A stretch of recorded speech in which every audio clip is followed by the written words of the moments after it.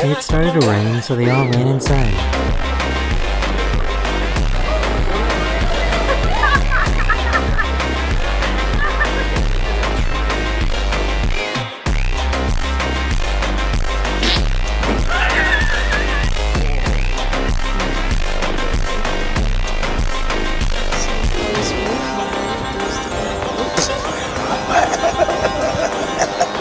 Subscribe for more.